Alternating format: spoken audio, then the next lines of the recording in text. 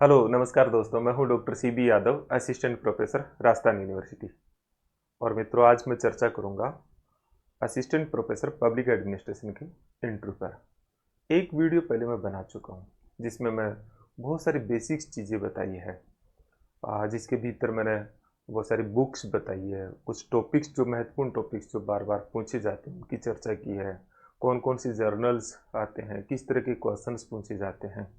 तो उस वीडियो को भी पीछे जाके आप इस यूट्यूब के नीचे देख लीजिएगा, उसको भी देखिए। आज के इस लेक्चर में मैं लोक प्रशासन के विद्यार्थी जो साक्षात्कार दे रहे हैं, उनके सामने सबसे बड़े चैलेंजेज क्या होते हैं जो दूसरे सब्जेक्ट वालों के नहीं होता। एक तो इस पे चर्चा करूँगा। दूसरा, इसमें कौन से ऐसे दो कंट्रोवर्शियल टॉपिक होते हैं जिन पे ज़्यादातर क्वेश्चंस होते हैं, क्योंकि मेरे भी अपने इंटरव्यू खूब हुए हैं, मैंने भी इस विषय के साथ खूब लंबा समय व्यतीत किया। तो ऐसे 5-6 टॉपिक मैं ज़रूर संक्षिप्त में चर्चा करूँगा, जो आपके इंटरव्यू में काफ़ी मददगार होंगे। और फिर मैं बताऊँगा कि जो हमारा इंटरव्यू प्रोग्राम चल रहा है उसके बारे में, कि वो उसमें हम क्या कर रहे हैं, तो उसके बारे में भी एक संक्षिप्त जानकारी दूंगा। लेकिन सबसे पहले मित्रों, मैं आपसे थोड़ा सा सोचने पे, मतलब सोचिएगा इस बात को कि पब्लिक एडमिनिस्ट्रेशन में 45 सीट है इस बार। अगली वाली में फिर 6 ही है। इससे पहले भी देखोगे तो कभी है ना 6 से ऊपर आंकड़ा नहीं रहा मेरी, जहाँ तक मुझे दिख रहा है। पिछले एक बार मैं नोट भी थी। तो इतनी बड़ी सीट्स RPSC ने, मुझे लगता है पूरे देश में भी अलग अलग PSC देखे तो सबसे ज़्यादा है। और केवल 180 स्टूडेंट्स क्वालिफाई हुए हैं। उनमें भी बहुत सारे स्टूडेंट्स के पास, क्योंकि मैं लगभग स्टूडेंट्स को जानता हूँ, तो बहुत सारे स्टूडेंट्स के पास नेट की डिग्री नहीं है तो वो बाद में शुरू हुई है, क्योंकि इसमें ये रूल है कि जब से इंटरव्यू शुरू हुए थे, शुरुआती वाले, अब वाले नहीं, उस डेट से पहले का नेट और एलिजिबिलिटी चाहिए। बहुत सारों का जो PG फाइनल ईयर है उसको लेके इश्यू है। मुझे लगता है कि हर 3 में से 1 स्टूडेंट्स आपका फाइनली सेलेक्ट होना है। ये तो कम से कम ये दिख रहा है, तो इतने बढ़िया चांसेज हैं। तो मैंने कट ऑफ के बारे में, इनके बारे में चर्चा की, इसको मैं रिपीट नहीं करूँगा, ये उस वीडियो में देख लीजिएगा। लेकिन आज मैं थोड़ा आपको उस बिंदु पे लेके जाना चाह रहा हूँ, जो लोक प्रशासन का आप विद्यार्थी हो तो उनको एक अतिरिक्त चुनौती क्या आती है, क्योंकि मुझे भी थी।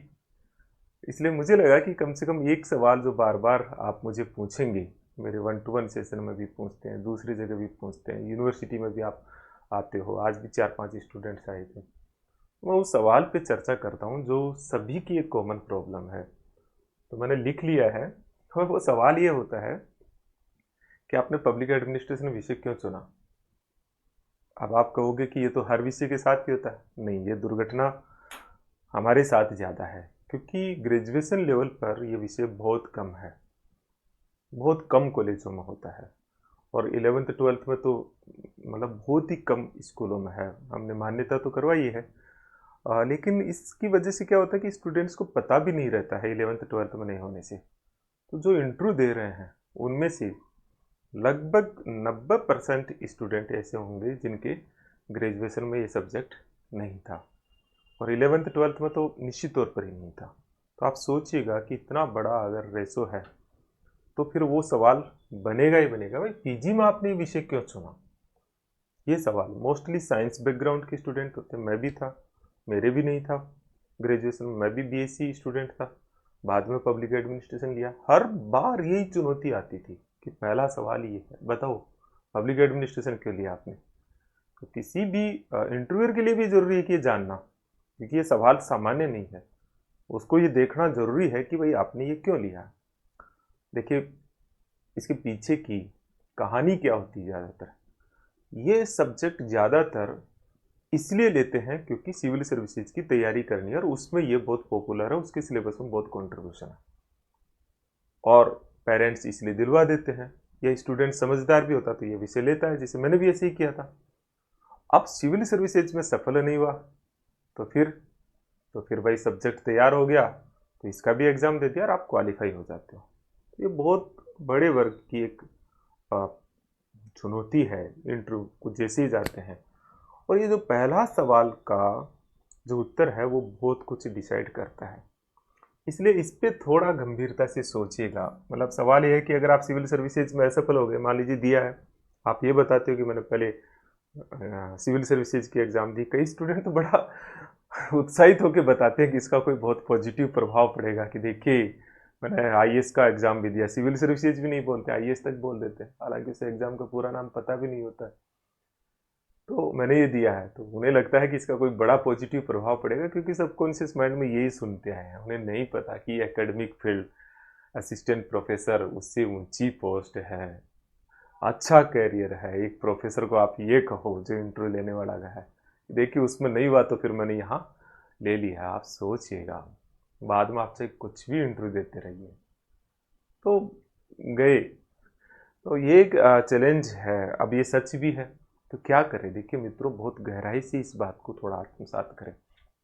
मैं बार बार एक चीज़ कहता हूँ, पीछे क्या हुआ छोड़ दीजिए, एक चीज़ आप पक्का कीजिए अभी से। और वो क्या करेंगे कि देखिए, अपना विषय लोक प्रशासन है, उससे मोहब्बत कीजिए। उसको उसको ऐसा महसूस कीजिए कि उससे बढ़िया कोई सब्जेक्ट नहीं है, और सच में उससे प्यार कीजिए। ये अनुभूति लाइए, एक बहुत बेहतरीन विषय है। क्योंकि अनुभूति नहीं होगी ना, तो आपके शब्दों में जान नहीं आएगी। मैं हमेशा उस बात की तरफ इशारा करता हूँ कि आप शब्दों का नहीं, आपके शब्दों के पीछे का भाव दिखना चाहिए, और वो भाव आपकी आंखों में भी आना चाहिए। तो नहीं सोचा है, सोचिए। सोचा है, बहुत बढ़िया है, क्योंकि उसके बिना कोई भी उत्तर आपका सिर्फ और सिर्फ आर्टिफिशियल नज़र आएगा, उसमें जान नज़र नहीं आएगी। पहले तो आप इस विषय से सच में ही ये महसूस कीजिए, और है भी। महसूस क्यों कीजिए? मुझे लगता है, मैंने बहुत सारे विषय पढ़े हैं, सच में एक व्यक्तित्व के निर्माण में, एक बाहरी दुनिया को समझने के लिए इससे बेहतरीन कोई विषय भी नहीं है। वो सच है, तो आप भी महसूस कीजिए इसे, जिससे कि भाव आए। जैसे मैंने अभी बोला, एक चीज, तो इसका जवाब क्या हो, कोई रटा है कि ये विषय का चुनाव क्यों किया, किससे प्रेरित होकर किया, कैसे किया। तो इनके लिए थोड़ा सोचिए। मैं एग्जैक्टली, क्योंकि इसमें हर स्टूडेंट की एक अलग जर्नी होती है, तो मैं ऐसा नहीं कहूँगा कि इसका ये मॉडल आंसर है, लेकिन मैं कुछ इशारा देता हूँ जिससे आप अपना आंसर बनाओ। बाकी डिटेल फिर मैं फ्रेम करता हूँ आपके 1-to-1 सेशन में, कि इसका सही उत्तर क्या हो सकता है। आपके उत्तर को सुन के, फिर जब आपकी कहानी को सुन के, तो आप थोड़ी कुछ चीज़ों को आप देखिए, अपने भीतर टटोलिए कि क्या हो सकता है। एक चीज़ तो ये हो सकती है कि आपने ये विषय जो है सिविल सर्विसेज के लिए ले लिया हो, लेकिन बाद में आपको लगा हो इस विषय को पढ़ने पे कि क्या गजब का विषय, और आपका विषय के प्रति रुझान बहुत गहरा हो गया, और आपने सिविल सर्विसेज को पूरा ड्रॉप कर दिया। नंबर 1, नहीं, ये इतनी जमती नहीं है कहानी। जैसे मैं मेरे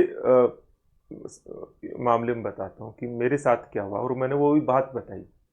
तो मैंने सिविल सर्विसेज के लिए लिया, लेकिन बाद में एक प्रोफेसर थे, प्रोफेसर पीडी शर्मा जी, जो वेल नोन नाम थे। मैंने उनसे इंटरेक्शन, मतलब मेरा उनसे जब संवाद हुआ, मैं उनके संपर्क में आया और उनके सानिध्य में मैंने इस विषय पढ़ा, तो फिर मुझे ये लगने लग गया था कि एकेडमिक करियर बहुत बेहतरीन है, और पब्लिक एडमिनिस्ट्रेशन बहुत बेहतरीन सब्जेक्ट है। तो मैं सच में ही सोचने लग गया था। तो मैंने यही बताया कि सर, मैंने लिया तो था, समझ नहीं थी, लेकिन बाद में इन प्रोफेसर के जब मैं संपर्क में आया और उनके साथ में अध्यापन किया, अध्ययन किया, फिर अध्यापन नहीं, तो मुझे इस विषय के प्रति बहुत गहरी रुचि जागृत हुई। उनके व्यक्तित्व से मैं प्रभावित हुआ, उनका जो सोच और समझ थी उसने मुझे इंस्पायर किया।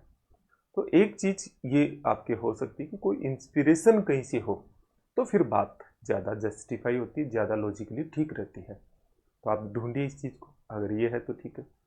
एक और उत्तर हो सकता है कि आपने, हाँ, जब ये विषय लिया तो ज़्यादा, जैसे कई बार ऐसा होता है कि कॉम्बिनेशन में बीएससी में, बीए में विषय दे देते हैं, या कभी किसी के कहने से ले लेते हैं, कोई कारण नहीं है। आप ये भी कह सकते हैं कि कोई सर विशेष कारण नहीं था, बस मुझे कुछ, मेरे एक मित्र है, कोई शिक्षक है, कोई फला है, उससे सुना मैंने ये विषय चुना, और इसमें ही मैंने एकेडमिक करियर बनाया। तो फिर आप सिविल सर्विसेज वाली जो पूरा जंजाल है उससे आप बच जाओगे।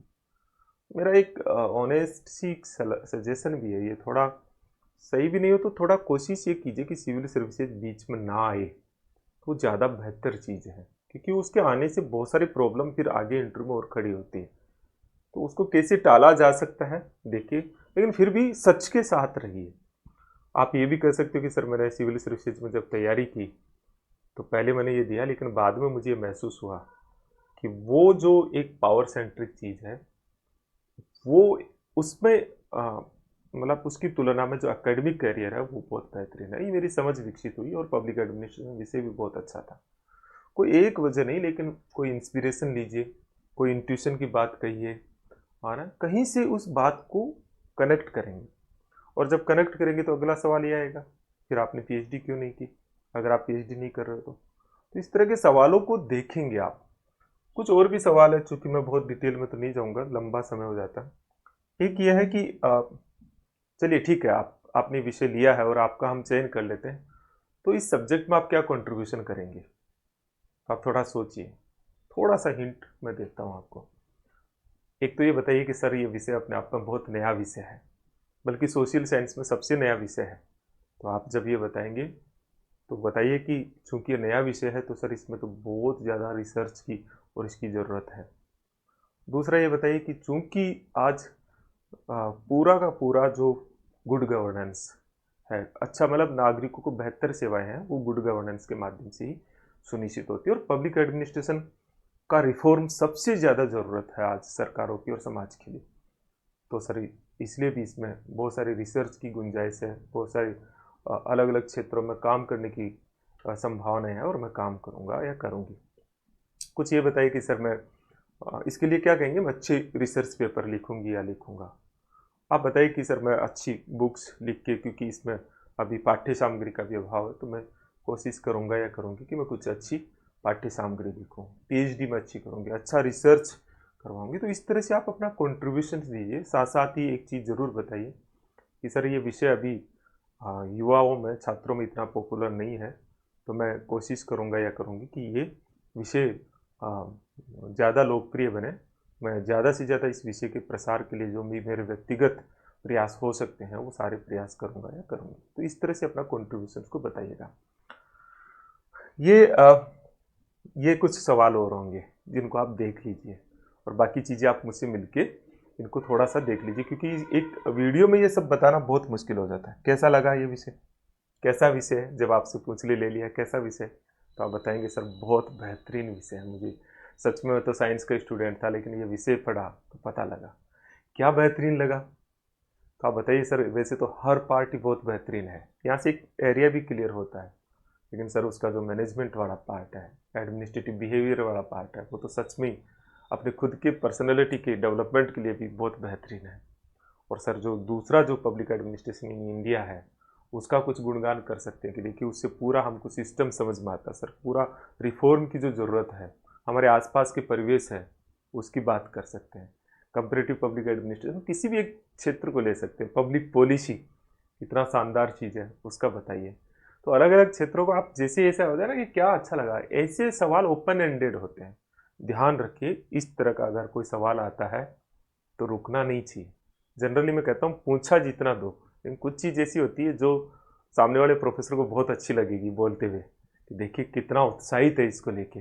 ज़रूर आप ऐसे ओपन एंडेड कई चीज़ें मिल जाए तो बहुत सारी चीज़ें बताने लग जाओ, जब तक कि वो रोके नहीं। ये भी आप करें।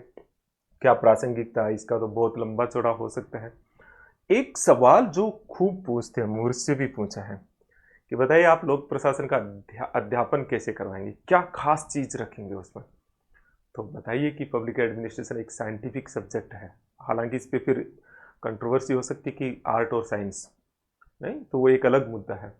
लेकिन आप बताइए कि एक साइंटिफिक सब्जेक्ट है जिसमें सर मैं एक अध्यापन की जो अच्छी तकनीक है उनके साथ साथ बहुत सारे मॉड्यूल्स बनाना और प्रैक्टिकली भ्रमण करवाना, कुछ प्रॉब्लम जो जैसे प्रॉब्लम सॉल्विंग या कोई समस्या दे करके उस पर एक कॉमन डिस्कशन करवाना, इस तरह के मुद्दे बताइए। लेकिन एक क्वेश्चन यहाँ से जुड़ता है कि आप जो है मैकग्रेगर का एक्स वाई थ्योरी है, ये सवाल मुझसे नहीं कई लोगों से पूछा, और बाद में भी मैं देखता हूँ कि ये सवाल हम पूछते हैं कि मैकग्रेगर की एक्स वाई थ्योरी है जो मोटिवेशन की, उसमें कौन सी थ्योरी अपनी अध्यापन में अपनाओगे? सोचिए। वाई? नो। आप बताएंगे सर दोनों। एक क्लास में दोनों तरह के विद्यार्थी होते हैं। कुछ विद्यार्थी जो है एक्स थ्योरी सेंट्रिक, मतलब जो थोड़े से आप बताओ आलसी कामचोर इस प्रवृत्ति के आप बताते हो जिम्मेदारी से बचने वाले होते हैं। दूसरे वाई वाले भी होते हैं। और कभी कभी परिस्थितियां बनती है, कभी कभी एक्स की परिस्थितियां बन जाती है, कभी कभी वाई की परिस्थितियां बन जाती है। इसलिए मैं मेरी कक्षा के मैनेजमेंट और अध्यापन में एक्स और वाई थ्योरी सिचुएशनल यूज करूंगा या करूंगी। ऐसे आप थोड़ा सा कनेक्ट कीजिए। कभी कभी मैस्लो के मोटिवेशन को या हजबर्ग के टू फैक्टर थ्योरी को भी कनेक्ट करते हैं आपके अध्यापन से, तो उसकी भी चर्चा और कर लेंगे। लेकिन आपको मैं थोड़ा सा हिंट बताऊंगी, इस तरह से भी आप सोचिएगा इन सब चीज़ों को। कुछ मुद्दे बता देता हूं मैं जो आपको पब्लिक एडमिनिस्ट्रेशन के इंटरव्यू में मोस्टली मिलते हैं। उन टॉपिक को तैयार कर लीजिए। क्या मुद्दे हैं? जैसे एडमिनिस्ट्रेशन वर्सेज मैनेजमेंट, बताइए क्या अंतर है? प्रशासन और प्रबंधन में क्या अंतर है? सोचिएगा। लेकिन ये सवाल पूछते हैं। जैसे पब्लिक एडमिनिस्ट्रेशन कला या विज्ञान, ये भी कला वर्सेज साइंस और आर्ट, ये भी बहुत बड़ा मुद्दा है। इस पे बताइए आर्ट और साइंस क्या बताओगे? जैसे public administration versus private administration, बताइए क्या अंतर है? जैसे NPA versus NPM, NPM versus good governance versus e governance, इस तरह के है। Administrative ethics versus corruption, corruption versus transparency, administrative ethics versus transparency, accountability versus जो है करप्शन। इस तरह के मुद्दे आपको मिल जाते हैं। लेकिन फिर भी एडमिनिस्ट्रेटिव एथिक्स पे आजकल कई बार क्वेश्चंस आते हैं कि इंटीग्रिटी वर्सेज, जैसे इम्पार्शियलिटी वर्सेज नॉन पार्टीशनशिप, ये मोस्टली कनेक्ट हो जाता है। तो उन पे सोचिए अभी आप। मैं बहुत कुछ ऐसे नहीं कि हो सकता है आगे वाले कुछ लेक्चर्स में बताऊंगा, अदरवाइज मैं जो सब्जेक्ट डिस्कशन होगा उनमें थोड़ा इनको लेता हूँ। इसी तरह से सेंट्रलाइजेशन वर्सेज डिसेंट्रलाइजेशन, ये कुछ महत्वपूर्ण मुद्दे हैं। पॉलिटिक्स वर्सेज एडमिनिस्ट्रेशन और पॉलिटिकल साइंस बनाम लोक प्रशासन, ये कुछ एरिया है जिन पे आप ठोस तैयारी करें। थोड़े थोड़े मैं हिंट देता हूँ, थोड़ा थोड़ा हिंट देता हूँ, जिससे कि आप थोड़ी अपनी तैयारी को फड़ करके गति दे, मतलब एक सही दिशा दे पाए। जैसे पब्लिक एडमिनिस्ट्रेशन वर्सेज नहीं, एडमिनिस्ट्रेशन वर्सेज मैनेजमेंट, तो क्या है? अब दोनों प्रशासन और प्रबंधन एक ही है। आजकल तो पब्लिक मैनेजमेंट बोलने लग गए।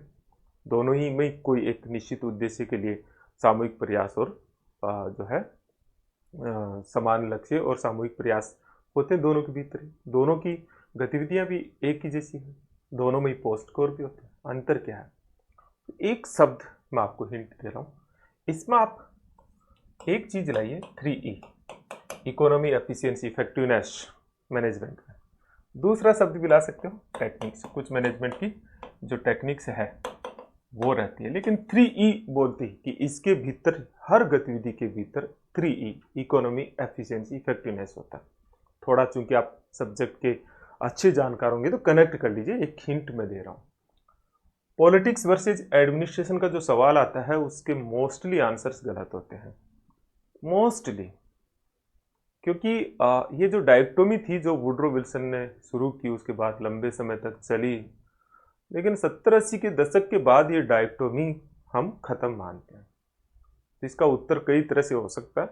आप डायक्टोमी पूछे तो डायक्टोमी बता सकते हो, लेकिन आपसे सीधे पूछे कि पॉलिटिक्स और एडमिनिस्ट्रेशन के बीच क्या अंतर है, तो आप कहेंगे कि सर शुरुआत इसके अंतर से हुई थी, लेकिन वर्तमान में लोक प्रशासन में पॉलिटिक्स एडमिनिस्ट्रेशन डायक्टोमी का जो कंसेप्ट है उसको नकार दिया गया है।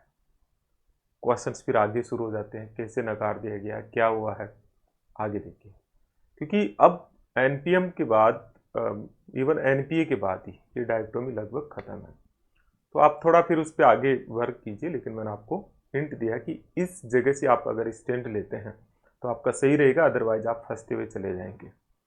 इसी तरह से पॉलिटिकल साइंस और पब्लिक एडमिनिस्ट्रेशन, ये भी बड़ा कि क्या अंतर है, तो सोचिएगा, थोड़ा सोच के इसके आंसर्स बनाइए। तो पॉलिटिकल साइंस और पब्लिक एडमिनिस्ट्रेशन दोनों बहुत कनेक्टेड हैं। पब्लिक एडमिनिस्ट्रेशन का मदर सब्जेक्ट है। डिफरेंस क्या है?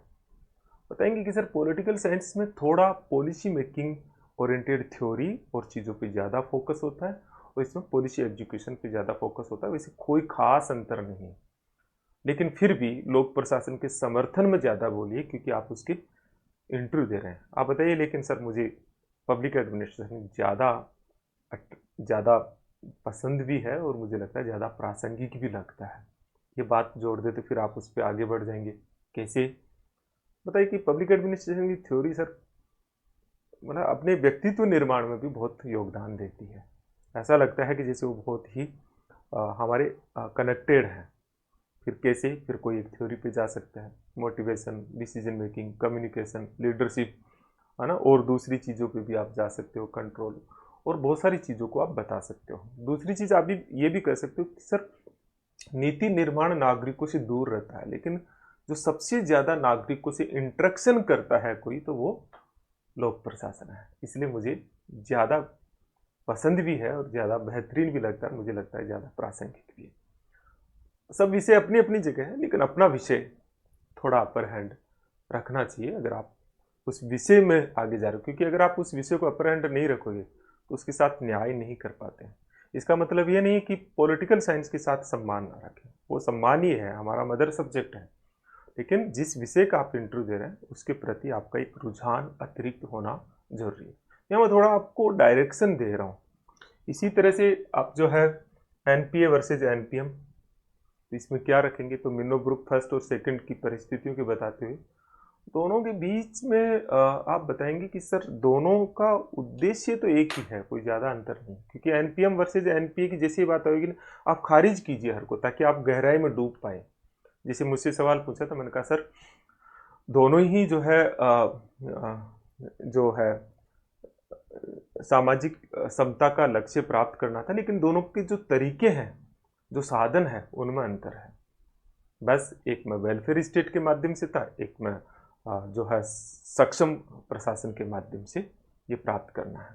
तो उन चीज़ों को हवाला देते हुए आप बताइए, तो दोनों को आप बिल्कुल अलग करेंगे तो फिर उसमें जान नहीं रहेगी।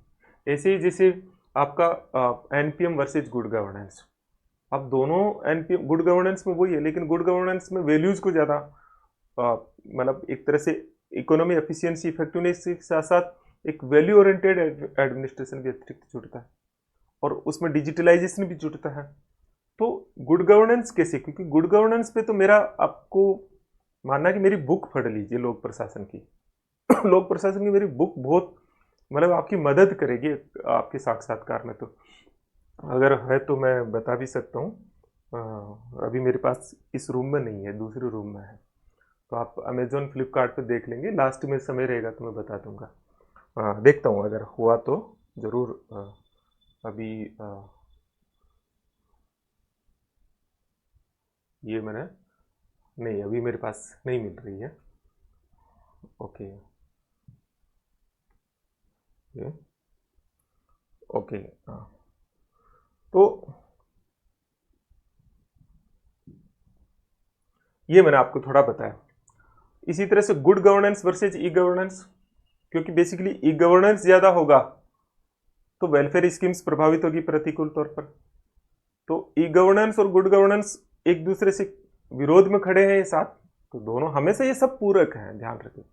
इसलिए इनके संदर्भ में थोड़ी डीपली अंडरस्टैंडिंग डेवलप कीजिए, क्योंकि हमेशा क्वेश्चंस पूछने वाला आपको उलझाएंगे। तो आप बताइए कि जो ई गवर्नेंस है वो गुड गवर्नेंस का साधन है, और गुड गवर्नेंस ई गवर्नेंस भी आता है लेकिन साधन है, क्योंकि अल्टीमेट उससे भी वेलफेयर ही सुनिश्चित होता है।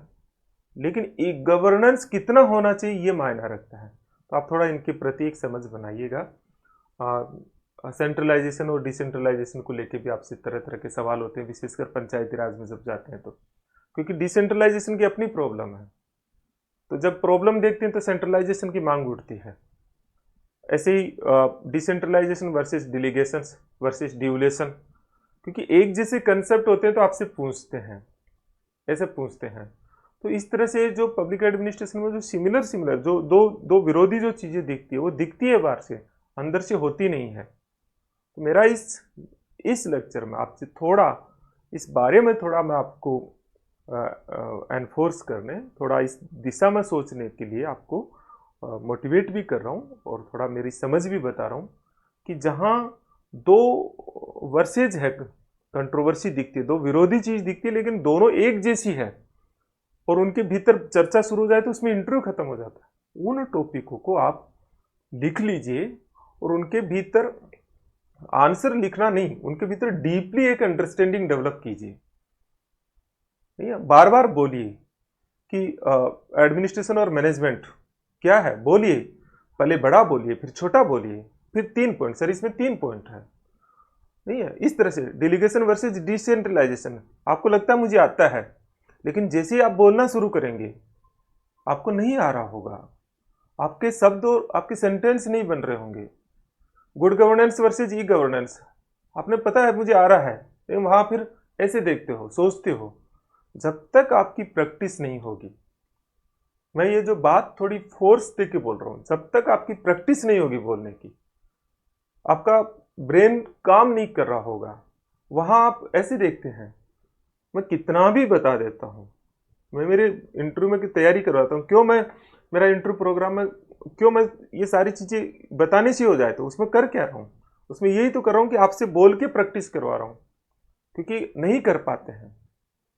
तो वो जो बोल के प्रैक्टिस करवाने से आपकी एक हैबिट, आपकी ऐसा होता है कि रिदम बन जाता है, तो आपको वो करना है।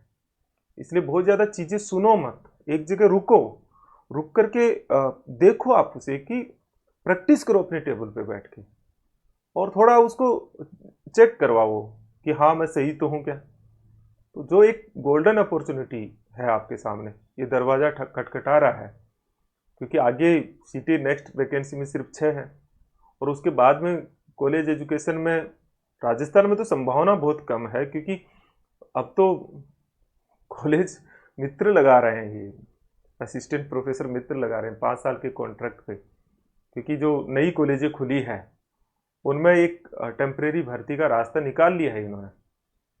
तो इनमें तो फिर कब खाली होंगे, कब आएगी वैकेंसी। तो ऐसे अवसर में आप 10-15 दिन शांति से बैठिए। जनरली स्टूडेंट भाग दौड़ करता है, उसे नहीं, रुकिए, क्योंकि इसमें आप ऐसे आज आज मेरे पास जो 2-3 स्टूडेंट आए, है ना, 4 स्टूडेंट आए थे, वो नोट्स लेके आए, सर क्या पढ़े, किताब पढ़े कि ये पढ़े, और उनकी बॉडी लैंग्वेज में घबराहट थी। यही असफलता की सबसे बड़ी वजह है। नहीं, आपका पढ़ना नहीं है, बोलना, आप अपनी बात को एक्सप्लेन कर पा रहे हैं या नहीं कर पा रहे हैं, ये इंपॉर्टेंट है मित्रों, इसे ज्यादा देखना है। इसलिए आप ये कहना कि मैं क्या पढ़ूं क्या नहीं पढ़ूं, तो जो विद्यार्थी पहले से इंटरव्यू प्रोग्राम है उनका मैटर सेट है, जो नहीं है वो थोड़ा रुकिए। मैंने एक जस्ट वीडियो बनाया था कि कैसे आप क्वेश्चंस को 5-6 सेगमेंट के, बायोडेटा पे, जॉब पे, एक एरिया ऑफ इंटरव्यू कौन सा है उस पे, नहीं है। तो जैसे आज मैंने बताया कि कुछ महत्वपूर्ण वर्सेज है, उनको एक जगह कर लीजिए, 5-6-6-7 मैंने बताइए, 6-7 आप भी ढूंढिए। और इसके बायोडेटा से रिलेटेड जो शुरुआती सवाल है, जो मैंने इस विषय को क्यों चुना, ये अपने आप में बहुत कुछ तय करेगा, तो इस पर जरूर काम कीजिए। अगर आपको हमारे इंटरव्यू प्रोग्राम से जुड़ना है तो हम कोशिश कर रहे हैं बहुत, मतलब अब तो रात दिन मैं इसी काम में लग रहा हूँ आप ही के साथ। तो आप क्या कर सकते हैं, हाइब्रिड प्रोग्राम ऑनलाइन और ऑफलाइन, सीबी कैंपस ऐप है, उसको डाउनलोड कर लीजिए, और उसमें असिस्टेंट प्रोफेसर इंटरव्यू कोर्स बना हुआ है। क्योंकि मेरे से तो आप कहीं भी आइए, मैं तो आपको बताऊंगा, मैं इस सब्जेक्ट के प्रति, स्टूडेंट्स के प्रति पूरा डिवोटेड हूँ। मुझे लगता है लाइफ में यूज होना चाहिए, किसी के काम आना चाहिए, और अगर मुझ में ये कुछ स्किल है तो मुझे इसको बताना चाहिए, क्योंकि ये एक लास्ट मोमेंट होता है स्टूडेंट का, जहाँ उसको एक हल्का सा सहारा बहुत कुछ नया पार लगा देता है। और कई बार तो मैं ये भी मानता हूँ कि केवल इमोशनल सपोर्ट भी बहुत बड़ा सपोर्ट होता है इस स्टेज पे स्टूडेंट्स के, क्योंकि इस स्तर पर विद्यार्थी एक अलग भावनात्मक दौर से गुजर रहा होता है। तो मैं कई बार आपको अभी भी, जैसे मैंने आपको बताया थोड़ा, कि आप ऐसा ऐसा मत कीजिए, लेकिन ये नेचुरल है, बताना अलग चीज़ है। मैं समझ पा रहा हूँ आपकी फीलिंग्स को, तो उसके माध्यम से हो तो फिर आपके पास एक कॉल आ जाएगा, हम फॉर्म भरवा के, और ये एक सिस्टमेटिक प्रोग्राम है जिसमें कुछ साइंटिफिक रूप से जो मुझे उचित लगा, वो कुछ सेशंस डिजाइन किए हैं जो प्रैक्टिस ओरिएंटेड है, नॉलेज ओरिएंटेड नहीं। नॉलेज तो मैं ही बता दूंगा, ऐसे ही बता दूंगा, उससे ही कुछ हो जाए तो तो उसमें एक 1-to-1 सेशन है जो डीपली होता है, एक बोर्ड टीचिंग सेशन है जो इसका बहुत इंपॉर्टेंट पार्ट है। ऐसे एक ओरिएंटेशन सेशन है जिसके बहुत सारे वीडियोस मैंने उस ऐप पे डाल रखे हैं, बहुत सारे प्रोफेसरों ने उस पर बात की है। इसे एक्सपर्ट मीट मैं खुद ही बात करूंगा, कोई और मेरे साथी होंगे उनसे भी चर्चा करवा दूंगा, वैसे ज़्यादा ज़रूरत है नहीं, फिर एक मॉक इंट्रो लेंगे, है ना। तो अब ये जयपुर में तो मैं हूँ, आप आ जाइए, ऑफलाइन कोई नहीं है मेरे सब्जेक्ट में। जब मेरे लिए तो कोई दूसरे विषयों में ज़रूर दिक्कत आ रही है, दिक्कत क्या, मुश्किल होता है तो ऑनलाइन ऑफलाइन। लेकिन दूर के विद्यार्थी को मैं कहता हूँ नहीं, भाग दौड़ मत कीजिए, कोई नहीं, आजकल हमारा टेक्नोलॉजी उसका सहारा लीजिए, आने जाने में ही डिस्टर्ब हो जाओगे। तो ऑनलाइन ऑफलाइन दोनों मोड पे है। अगर कोई विद्यार्थी को कभी भी लगे, है ना, मुझे टेक्स्ट मैसेज कर दीजिए, फ़ोन बिल्कुल ना करें, नाराज़ हो जाऊंगा मैं। और इस विश्वास को तोड़ा नहीं है, मतलब वर्चुअल दुनिया में मैं मेरा नंबर दे रहा हूँ, और मैंने देखा है कि सच में ही विश्वास करना सीखना चाहिए। मेरे नंबर है 9887898181, एक ही नंबर है, टेक्स्ट मैसेज कीजिए, मैं बताऊंगा कि कब हम बात कर सकते हैं। तो चलिए मित्रों, आप सबको बहुत बहुत शुभकामनाएं। मैं और भी मुझे समय मिलेगा तो और भी कुछ लेक्चर आपके लिए इस सब्जेक्ट पे बनाता हूँ, क्योंकि सब्जेक्ट से प्यार करता हूँ। और इस सब्जेक्ट, जो विद्यार्थी इस सब्जेक्ट के होते हैं उनसे भी उतना ही लगाव होता है। वैसे सभी विद्यार्थी बहुत अच्छे हैं, सभी विषय बहुत है, लेकिन इसका अपना एक नेचुरल है जो मैं बात कर रहा हूँ। ये तो आइए, आपका अकादमिक दुनिया में स्वागत है। जब आप सेलेक्ट होके आएंगे तो फिर बैठते हैं, अलग अलग वर्कशॉपों में मिलते हैं। नमस्कार।